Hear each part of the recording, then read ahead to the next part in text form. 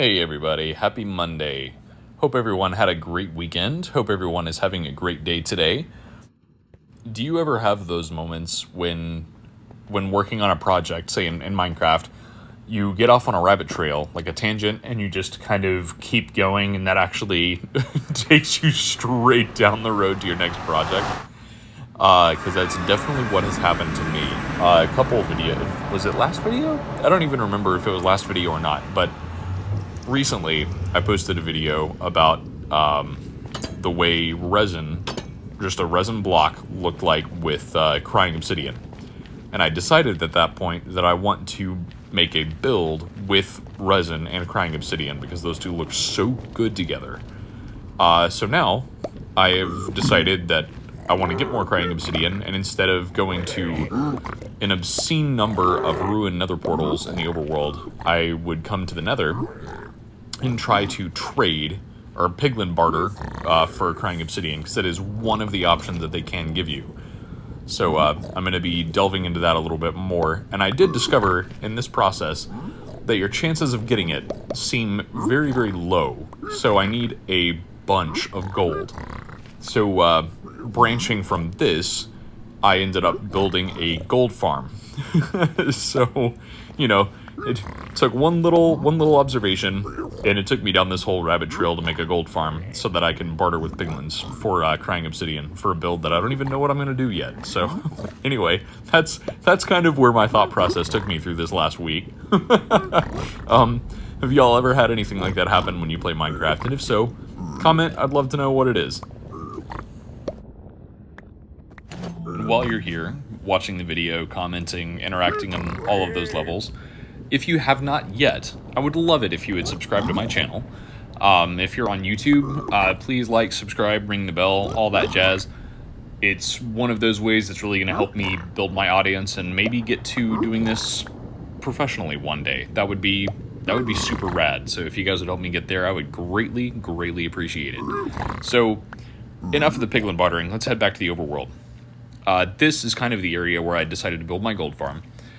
And I didn't want to build it directly at ocean level like I have some of my other things. I wanted to raise it a little bit, which is a good thing because I ended up discovering after the build that I want to take the chests where all of the items are deposited and have like an item sorter to where I can take the gold swords and just have those auto smelted and crafted into gold ingots.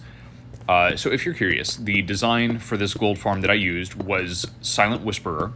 It's a really, really great design, actually. I've only built one other gold farm in the past, and this Silent Whisperer farm I think was my preferred between the two builds for sure. So definitely check his out. And it's not nearly as resource intensive as the other build was. I will say that. I mean, no offense. I'm not even going to say the other build, but no offense on that end. But, I really, really like this build. It's very concise is not quite the right word. Compact. There we go. It's very compact. It's very easy to build relatively to some other builds that I've undertaken.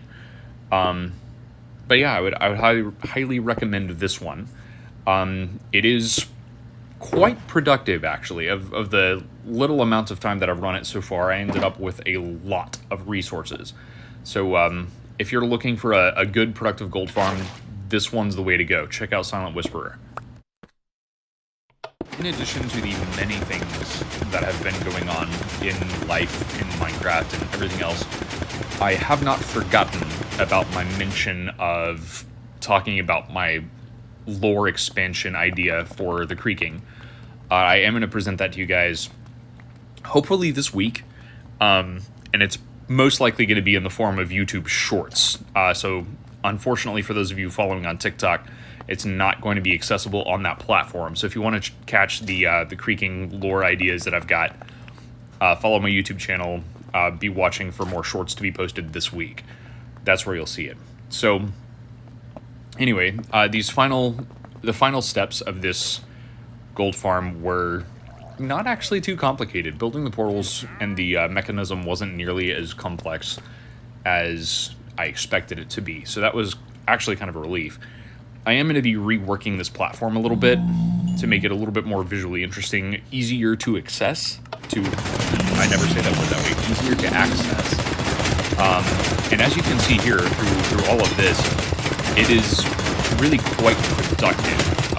There are some pauses in productivity, but overall, this really is a productive farm. It gives you a lot of materials, whether that be like rotten flesh, gold nuggets, gold ingots, gold swords, like the whole 9 yards. It gives you a bunch of resources, so I really, really recommend it, especially if you're wanting a lot of stuff coming from not a lot of time investment. This build really is worth the time it takes to build it. So anyway, I appreciate you guys tuning in today. Like I said earlier, subscribe to my YouTube channel, be watching for the shorts as I'm preparing to talk about my idea for additional freaking lore. I think that's pretty fun, and it's a great idea to be explored. So I hope to see you guys there, and don't forget, my first ever attempt at Minecraft Hardcore, I will be streaming on Twitch this Saturday, January 25th at 12 noon Eastern Time. Again, first ever attempt at Minecraft Hardcore on Twitch. That's going to be in my YouTube description. Check it out under this video, and I'll see you guys there. Have a great week.